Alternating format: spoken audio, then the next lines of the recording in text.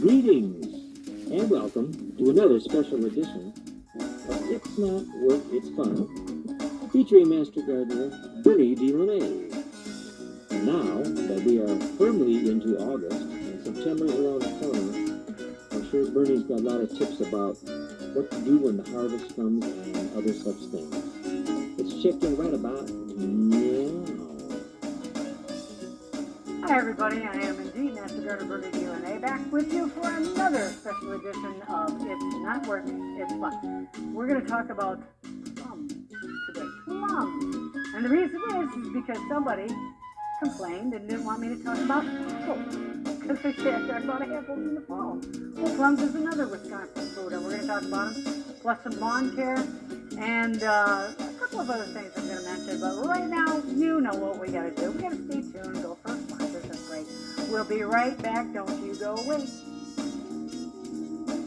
All right, from the gardening capital of the world comes It's Not Work, It's Fun with Master Gardener Bernie DeLemay. The older editions of the newsletter and the Twitter getter are probably lost to Tim Murphy's. They're there somewhere. Tim's got his station open again, and we always like to thank the Murphys because they've been helping to us over the years, and they're back in business, even though the road construction goes on.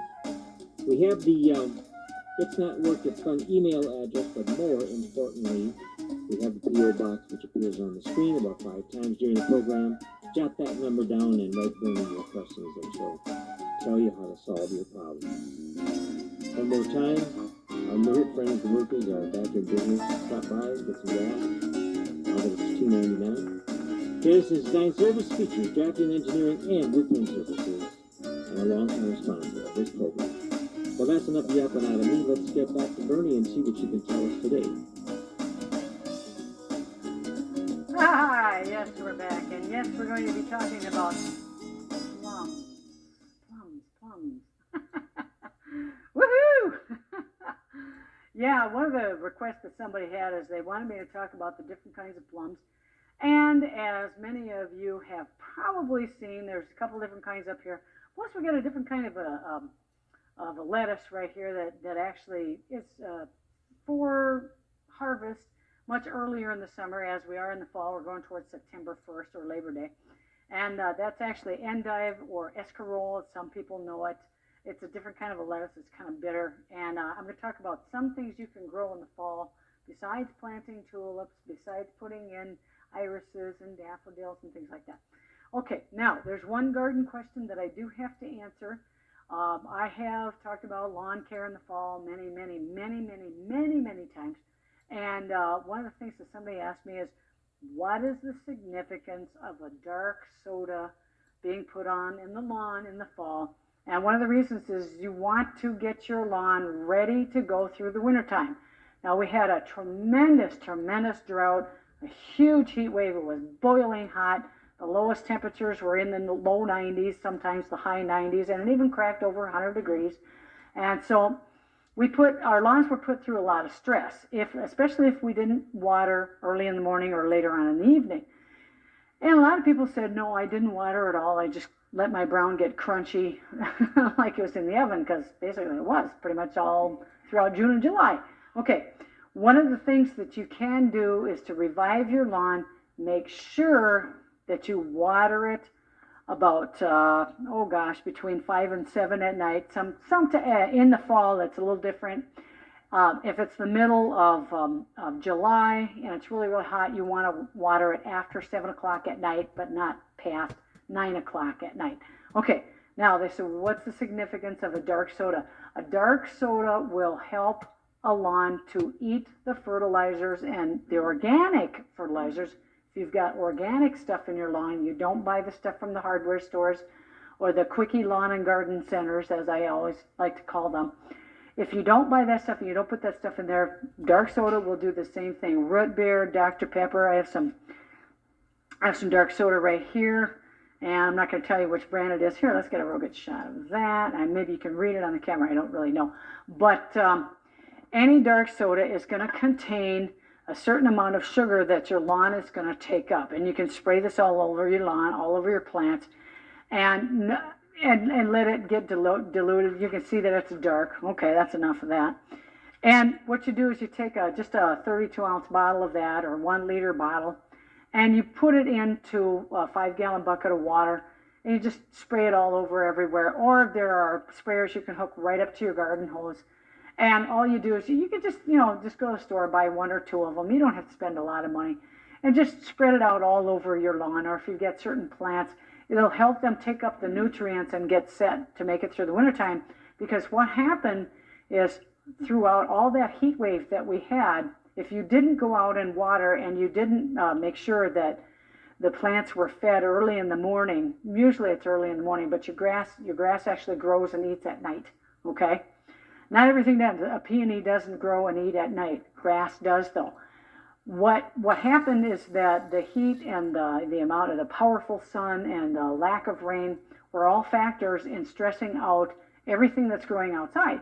So you want to make sure you get its defenses up so that it can make it through the wintertime, because a lot of people are going to, springtime in 2007 is going to come around, and people are going to sit there and they're going to say, well, geez, my maple trees didn't come back. Well, duh. You know why? Because they had a hard time making it through the winter because of what happened throughout the summertime. And we had a beautiful spring. We had a very long spring. As a matter of fact, our last frost wasn't even in the month of May. It got kind of close. We had some ice. I think it was late April. But our last frost basically was 2 weeks early for north central Wisconsin. And also, if we haven't had a frost yet, and maybe we'll have one before September 1st. I don't really know. I don't know the games that Mother Nature plays. Nobody does. But anyway, you want to start moving plants in. Get your if you want to do this, if you want your lawn to just go and grow wild and look half dead, well, that's up to you. But this is a way of taking care of your lawn so that it comes back next spring. And anytime a lawn or anything is stressed out, bugs always come right in, and so do all the diseases. Sometimes the diseases get there first, the bugs follow. Sometimes the bugs come in, and then the diseases follow them, okay? So this is a way of getting especially your lawn right now, and this is an answer to a question that somebody asked me, to get your lawn to come back a little stronger in the springtime because of all the extra heat that we had, the lack of rain. There's just tremendously hot days that we had, which I love weather like that because you don't have to mow a whole lot when it's like that. But then again, things don't do so well. I noticed too that also my peonies were starting to really wilt early, and the tulips didn't last very, very long unless I watered them. And I did water. I watered a lot of stuff by hand. I made sure all my vegetables got watered. Everything's coming in really well now. It looks really great. But if you didn't do that, of course, it's not going to look real good. Okay, so the significance of using a dark soda on your lawn in the fall is because you want to help the grass eat the stuff that's in there, whether it's organic or man-made synthetic fertilizer, and reduce the stress that it'll go through to get through the wintertime and come back even better in the springtime. That's the reason why, okay? And if you have any other questions, you can always write to the P.O. Box. And Master Gardener Bernie Delaney, it's not work, it's fun, P.O. Box 5041, Wausau, Wisconsin 54402, and it's on the screen many, many times. Or if you see me in the store or something and have a question for me, as everybody does, this happens all the time, go ahead and ask. Don't feel free. If you're so lucky as to know my private number, maybe you can call, but we don't give it out. So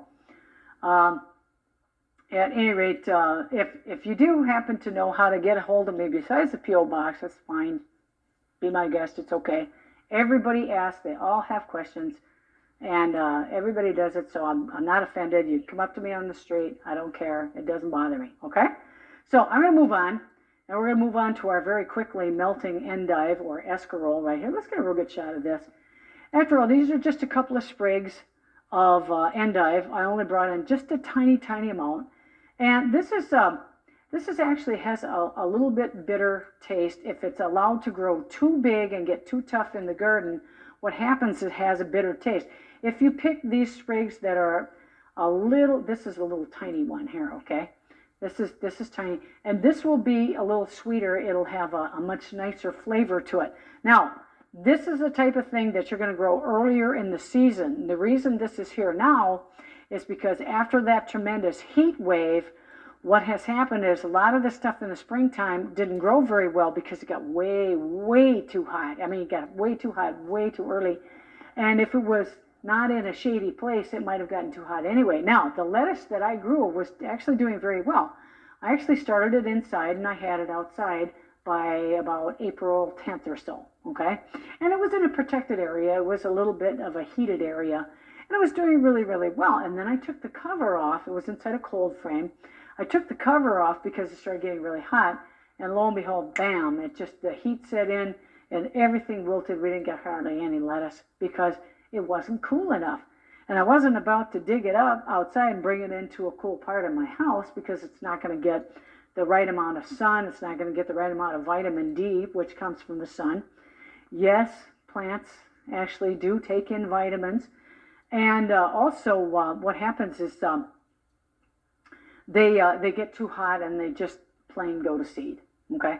And that's what happened to a lot of stuff. And I noticed that a lot, if you didn't have a, say, a black broccoli plant that was started and really grown in the cool part of a greenhouse or, let's say, a cold frame outside, you didn't get a whole lot. I don't know of a lot of people who actually got big heads of cabbage this year. We got a little bit of cabbage, but not nearly as much as what I had hoped for, simply because the heat set in and, man, everything just went to seed and it did.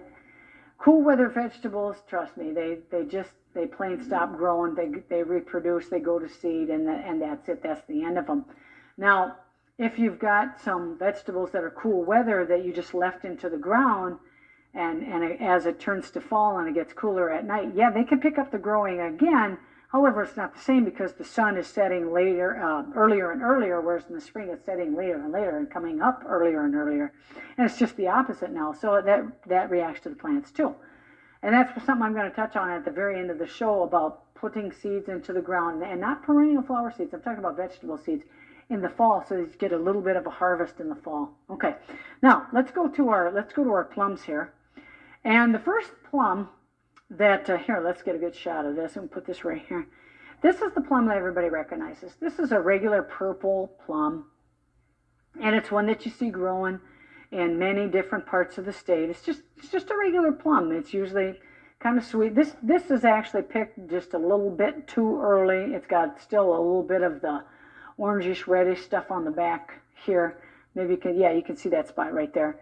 And it was picked a little bit too early, because maybe it fell off the tree, maybe somebody bumped it off, who knows? Maybe it just landed on the ground, somebody picked it up, and whatever.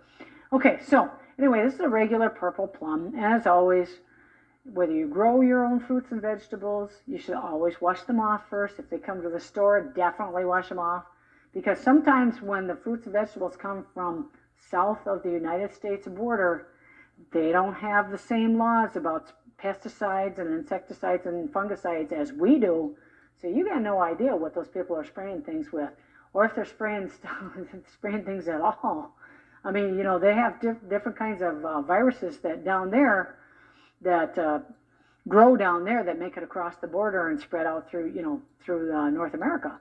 Okay, so definitely wash your stuff off before you eat it. And this is like I said, this is a regular purple plum. These come from places in Europe. They grow right here in America. And of course, they grow basically, a lot of places all over the world. You're not going to find these plums growing naturally in places like the Caribbean islands because it's a little too hot and they have to have some cold weather. But that's the one that we always recognize. Now, there's another one, okay, and this is a red plum. These don't, let's get another shot of this. These don't normally grow very well up here. They've got to have a little longer growing season. And again, the purple plum is the one that you see normally, okay? Now, this is one that actually can come from warmer areas of the world. It can come from South America. Not too far south, though, because they don't have a really long growing season. They can't grow in temperatures that get down to say 0 or 10 below. They're kind of right on the edge at 0, even 10 above. So you're not going to see these in north central Wisconsin. You're going to see these down around, you're going to see them past Milwaukee. You're going to see them down in Illinois and Iowa. I remember seeing these kinds of plums grow back in Iowa when I was a kid. Spent plenty of time on my grandpa's farm back there in good old Mason City, Iowa. Okay, and these are pretty normal. This one is a little hard yet. It was picked a little too hard. And there's a couple of blemishes in here, so it might have been picked looked like it got dropped too. And it might have been picked because there was already a blemish, or somebody just knocked it off the tree and it got a bruise. There's the bruise is right here, and you just cut it out. And you just eat it. And now these kinds of plums and these kinds of plums right here, they're good for people make jam out of this stuff, and these are not the kinds of plums right here that people make the dried plums out of. Sometimes you'll see these. Sometimes they'll make them out of even a more dark purple, thicker skin plum. Okay, you can make a lot of people will make. They'll make different jams and jellies and stuff like that out of plums like this. Now I've got a really, really, really, really unusual plum here. I'm not going to get to it just yet. This is called the green pear plum, and again, this is from right here in America. This one is actually pretty soft. I don't know if I'm kind of squeezing it here. It has a pear shaped, and at one time, it was thought that this was actually crossed with a pear, and this is a plum. This is called a green pear plum, and they do come from way warmer areas than north central Wisconsin. What happens is they grow down there, and they do get a little bit bigger than this. This is about the size of the other plums. It's pretty normal. They do get a little bit bigger, but there's no proof that this was actually crossed with a pear at one time. Now, crossing pears with apples and plums, plums, apricots, peaches, things like that, yes, people have tried that over and over and over again, but this is a species all to its own. Now, there's also a golden plum that sort of looks like a golden pear, and that's one of the crosses too. This actually comes from warmer areas of our country plus warmer areas of the world. They grow these plums over in Europe. They grow them over. They can come from Italy. They're not normally from places like Italy or things like that. There are some plums that actually come and are native to the Middle East, the place where right now where all the soldiers are doing a terrific job over there. All our young men and women that are actually putting their lives on the line for us. And if they were back, a lot of them are back. If they were back, they probably have seen different kinds of fruits and plums like this. That's very possible. Maybe. I'm not real sure how much these people get a chance to actually go out to the countryside and see things. They probably don't get much of a chance at all. But these are ones that you can see grown in Texas. You can see, you can see them from south of the border. Any of the South American countries will have plums like this and hybrids like this. And these are pretty good. They can make jams out of this stuff. However, if they're really tart, they don't make a whole lot of jams. A lot of plum jams actually come from the darker skinned and the thicker skinned ones. Now this one is really, really different. And a lot of people think this is actually a cross between a plum and an apple, but it's not. This is called the Plulo. It's a French plum. Plulo. Well, whatever. Anyway, it is a French plum, and a lot of people call them marble plums. Now, actually, it does look like it's marbled. And if you didn't know that it was a plum, if I would just show this to you, you'd say, oh, that's a McIntosh that hasn't quite fully ripened yet. No, it's an actual plum. It's got a little bit of red in it, a little bit of orange, and a little bit of yellow, and it's very, very, it's not real firm. It's pretty soft. It's got a couple of soft spots there. And as you can see, some of the stuff looks a little bit green, like there's a little bit green right here. And these are ones that actually, they import those. They may be growing these things someplace in the United States if it's warm enough, like maybe down in Florida, maybe. I'm not sure how much of these actually come from California or Florida or the warm weather states or maybe places like Tennessee or something like that.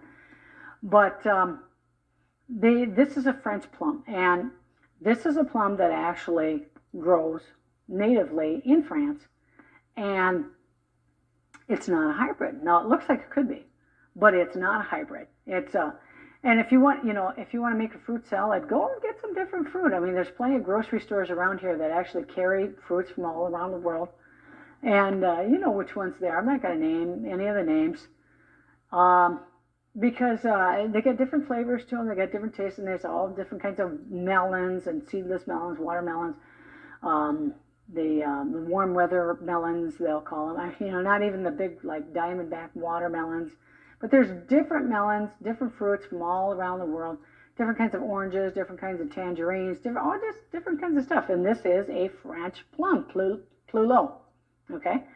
And what they're doing is they're just bringing in different things just to, see what people like, because there's just a whole huge variety of people living here in north central Wisconsin, and they have different flavors and different tastes, and yeah, they eat different kinds of foods. And so you should try them too. Don't be afraid to try that stuff, because it's pretty nice. And a lot of people like to cook from that. Okay, now let's get back to just a little bit. I mentioned growing things in the fall. All right. Now, you plant stuff in the fall. You say, oh, geez, everybody, you're talking about planting peonies or dividing things, dividing your phlox and dividing your irises, planting those. Well, there's a couple different things that you can try vegetables to plant in the fall, and one of them is radishes. Now, do you plant the really, really big, heavy-duty radishes like the Chinese radishes? No, you want to plant just the little tiny red ones. They don't get very big. And why should you do this? Well, a lot of people say, well, I want just a little bit of taste of still the springtime way into the fall. It's just something you do because you really like gardening a whole lot. Do people get very good harvests? Sometimes they do if the weather cooperates. What happens is they won't grow as big because the sunsets are getting earlier and earlier in the fall. And you don't know when the hard frosts are coming. If you do know when the hard frosts are coming, you pay attention to the Weather Channel, and you go out and cover them up. Yeah, they'll survive for a while. And you could get a pretty good harvest of things like leaf lettuce, not head lettuce, but leaf lettuce, spinach, Swiss chard, small beets, not the big ones, but small beets, not really big onions, but like chives, the just small onion greens, things like that, things that don't grow very, very long, they don't take very long to grow, really, and you kind of got to look around for these really short-lived green beans, the bush type that doesn't get very tall and only takes 50 days or less. You can try growing those. You can try growing any kind of leaf vegetable. Can you grow a big head of cabbage? No, not that really won't work. And you could try growing some endive. You can try growing, or escarolas, people call this. It's got a little bit different flavor to it. Try growing just single leaf lettuce, and there's many, many different varieties of that. And what you have to do is just take some of the seeds that you didn't get planted in the spring, try growing them in the fall. Because if you don't, what happens, even if they don't grow now and you wouldn't get anything, what's going to happen is they're going to add fertilizer in your garden in the springtime. If they grew a little bit and you didn't pick them, you just laid them right there, okay? There's things that people do plant in the fall so that when it's tilled up in the spring, okay, say you till your garden up for the fall, and you just throw out a bunch of vegetable seeds or something. What's going to happen is they're going to grow a little bit, and then when you till them under in the spring, that's called adding green manure, okay? That's one reason to do it. Another one to do it is just to see if it works. Does it always work? No. But sometimes you will get a harvest there. My dad used to religiously grow Swiss chard and beets in the fall. And eating those fall beets was pretty cool because they had a different flavor to them. They were really sweet. You could stir fry them. They didn't have a lot of the red dye that beets normally have, just the regular red American beet, okay? Not sugar beet, just a regular beet, okay? They didn't have a lot of that dye because if you grow in the fall, it's a little bit different than growing in the spring, okay? And one of the things that was always kind of neat is that we kind of look forward to that. Now, a lot of people, there's a lot of people that I know who actually plant potato seeds in the fall. And they actually will get a little tiny harvest, very little tiny, not very big, a little tiny harvest in the fall. And people say, well, you can't grow anything if it doesn't work. Yes, it does, because I've done it many times. If you want to try it, if you're curious, fine, go ahead. If you don't want to try it, then don't. Nobody's telling you what you got to do, okay? So I'm gonna finish up. I'm gonna wait for the music to come on. I'm gonna finish up by saying that just if you want to do this, just be real curious. See if something grows. Little tiny cucumbers you can plant all along and get a harvest. Some of the stuff, if you have like little tiny cucumbers that grow on little tiny vines, yeah, you can even grow those in pots and harvest them all throughout the winter. If you have a heated greenhouse, I've seen, oh boy, there's a lot of people who do that. I know a lot of people who do that stuff. And what it is it's a way of hanging on to summer, I guess, maybe. Sometimes it's just a mental thing. You say, well, hey, I wanna be able to have stuff to grow that I can have right inside there, even though there's 3 feet of snow on the ground. That's another reason. It's a mental thing, and it's just a pleasurable thing for you to try. And if you don't believe that it can be done, well, fine, don't believe it. Ask me if I care. I really don't. Okay, one more touch up on the lawn. If you haven't done anything to your lawn and you think it's going to come back okay for next spring, nah, it won't, because it's already stressed out. Those are the type of people who cut their lawns really, really short, about 1/4 of an inch. Their grass is very, very, very, very, very low, and all the weeds take over anyway, and then they try to get it all back in about 2 days the following spring. It doesn't work that way. Mother Nature knows what she's doing. She knows better than we do. And as a matter of fact, a lot of people think they can defeat Mother Nature, but they can't. Okay? So, here's our French plum, here's our purple plum, here's our red plum, and here's our green pear plum. I'm Master Gardener Bernie DNA. Until next time, be green and remember, it's not work. It's fun. You're having fun. You're out there having fun. Remember that? Have fun. It's fun, fun, fun. Fun, until Dad takes the garden plow away. All right, bye everybody. See y'all next time. Just remember, it's fun, especially when it's about 100 degrees and about 90% humidity in July. That wasn't work. It was fun. All right. Okay, well, let's see if we can get on out of here and listen to the music. Let's take a look at those plums. Oh yeah, plums. What we can do? Plum jam. We can get plum loaf. I don't know what else we need with plums. Plum. Well, we better move along here. Some of the people who help us out with the program here are the following. As you know, we always say, the show comes to you from the gardening capital of the world, but in reality, it's down Pleasant City Hall. Stop and say hi to the Murphys now that they're back in business. The road work is almost done on AM, thank God. We had the email address on, but more importantly, we had the P.O. box up on the screen about 5-6 times. So jot down your questions and comments for Bernie, and Cheryl will get back to you. Let's get a little extra color here. Look, we got American flag, we got stools, we got everything under the sun. Some of the technical people that help us out here are the following. Yes, indeed. It's not work, it's fun is the brainchild of Master Gardener Bernie. Okay, that's enough talking out of me. Until we see you later, alligator, bye-bye, and enjoy the rest of the summer and fall fun. See ya.